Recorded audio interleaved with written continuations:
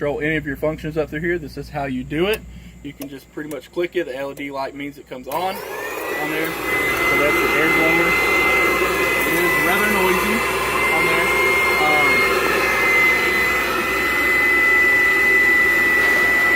But what that technically does is if you go up there and you can look at your spa now, it turns it into a whirlpool. So it makes those jets really pound the back when you're sitting in there.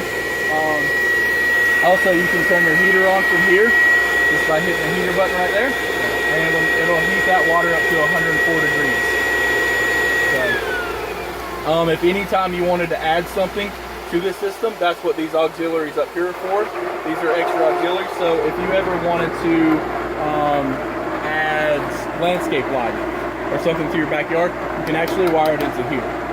So that way you can control it inside of the house at your remote. Also, another thing we do is we do offer upgrade kits. So if you ever wanted to upgrade your system, we can definitely do that. We can make the system completely wireless. And what I mean by completely wireless is no more indoor panel. You control everything from your phone. So if you're at work, you're out of town or whatever, someone calls you and says, hey, you mind if I come over and use your hot tub? You can control it from your phone. If you're in Canada, if you're in England, wherever you're at, you can control it with your phone. Wow. And you can also monitor it. So if you're unsure about something, hey, is my pool running? It'll take care of it. Now, that's part of the automated system. Okay. So what it's doing is before it turns on, it's going to make sure that it's in the right position before it turns on. Is there anything that, like, some absolutely do not do things? I know you explained a couple of things on that valve, but on this panel, is there some things that will break the pool? No. Okay. Really, the only thing is valves. That's the only thing that will mess the pool up. And particularly that valve. Yeah, exactly. These valves are not going to break anything. Nope. The only one on this side that could is if you turned this valve off, completely off, to where the off was facing here. Which you never really want to do. Yeah, you never really want to do it. What it'll cause an air pocket in the pump. Never turn that off. Okay. To where the off is pointing over here. Okay. And what that'll cause is a huge air bubble inside of the pump, and it'll cause it to run dry. And those pumps are about $2,000. So big no on there. That's pretty much it on your system. All your breakers down here. This is very important for especially Atlanta, because this happens all the time with the service call. Someone has a big storm, lightning strikes, kicks the breaker. That's a $150 service call. Yeah. So if you ever have a thunderstorm or something like that happens, lightning strikes close by, you notice, hey, my pool's not turning on, and how you're going to notice that is that spa spillover. Yeah. If it's not coming on, come out here, just check your breakers, and just make sure. Once they turn on, you'll see all your lights do this little fancy dance through here. That means that it's doing a system analysis, making sure everything's good. So how come there's only one waterfall right now? That's the spa spillover. That's just the residual water that was pumped. So it's slowly stopping. Okay. So what we're going to do now is we are going to go inside the house. I'm going to put in all your run times for you. That way it's going to automatically come on. So it's the only thing y'all really have to worry about is the chemicals on there. So just to show you really quick on the chemicals, we don't have a sanitation system or a chlorine tower, so we have to find some way to add chlorine to the pool. So what we do in the industry is we add them into the skimmer right here. Okay. So that way water is flowing over it at all times to make sure that they are submerged in water. Okay. If they're ever in the air, just sitting out in the sun, they can explode. It sounds like a shotgun going off. It's pretty cool if you're out with your buddies, but not when you have kids in the pool. Yeah. On here, you can buy these little test strips. These are just called AquaCheck 7s. On here, this checks everything you need to know in your pool. On here, so it has 1, 2, 3, 4, 5, 6 different chemical readings on here. So it's not really complicated. All you want to do is just take it out, make sure your strip is completely dry, dip it straight down in the water, and then hold it flat. Mm-hmm. If you hold it at an angle, what will happen is the water will run together, causing the colors to run. And then what you want to do is just hold it up like this and just take your measurement on here. So what we're doing is there's an OK symbol right here. Mm-hmm. We want to be in between there. So the first one is total hardness. what total hardness is, it means how much calcium is inside of the pool. So we want enough calcium to where it doesn't feel harsh on you as the consumer swimming in the pool. So like if you've ever had a shower, like out in the country or whatever, you'll notice the white film that builds up on the shower. That's total hardness. So if you have too much calcium, it'll absolutely build up. That's probably what happened right there, is someone put a lot of calcium in the pool. It built up over time. Too little of it, you just want to boost it up on there because it'll feel really sticky inside of the water. So the next you have what we call total chlorine. Total chlorine is chlorine that has been used.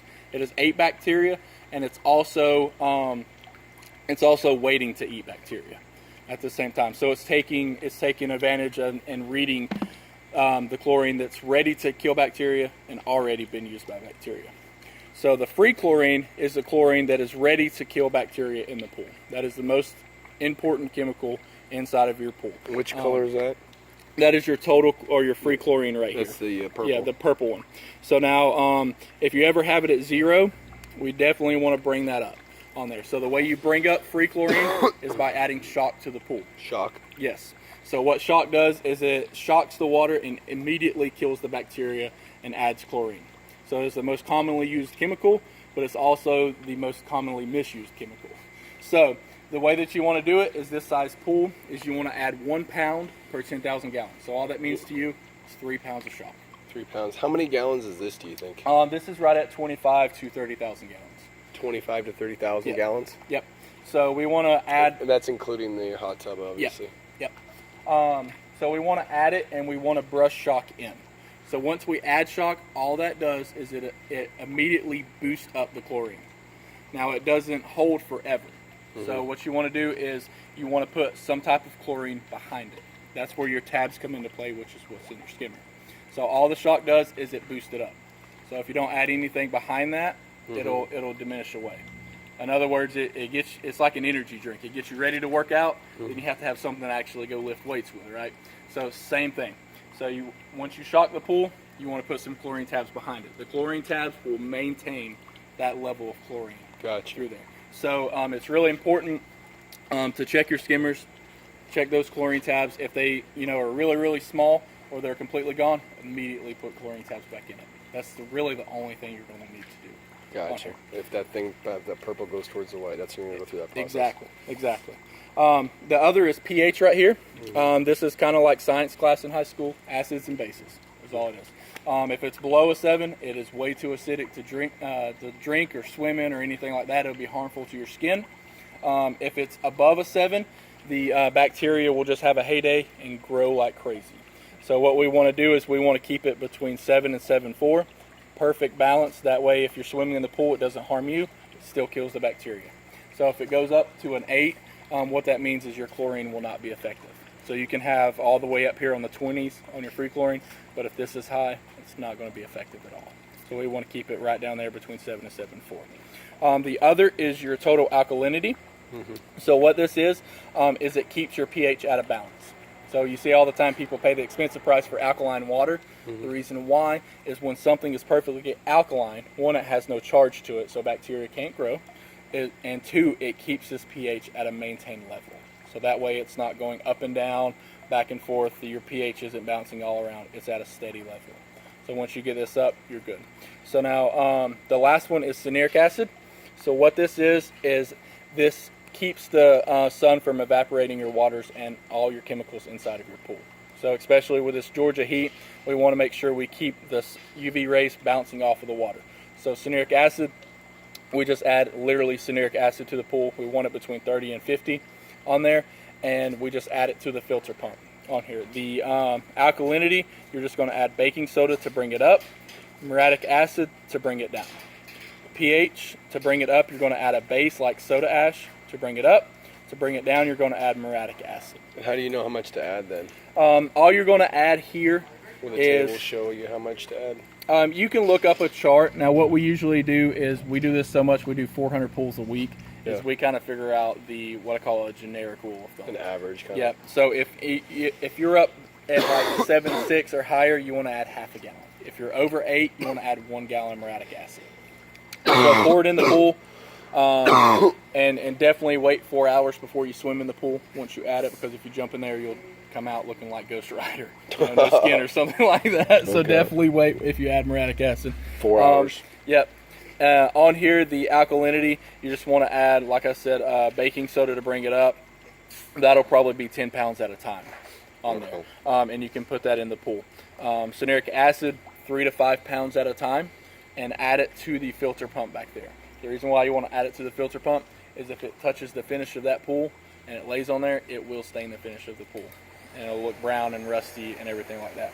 And of course, shock, you pour it in the pool, make sure you brush it evenly. Calcium, put it in the pool, brush it evenly.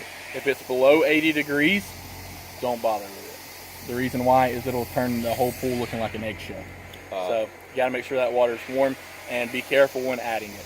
So with that being said, I know it's a lot to take in. It's like Bill Nye Science Guy. So I got a video. Exactly. You were smart. A lot of people, I leave and they'll call me like, I'm sorry, I just tried to explain it to my husband. I don't understand. I'll end up watching this 3 or 4 times. Exactly. Yeah. So now with that being said, is we are the largest growing pool maintenance company in the state of Georgia and in the southeast of the United States right now.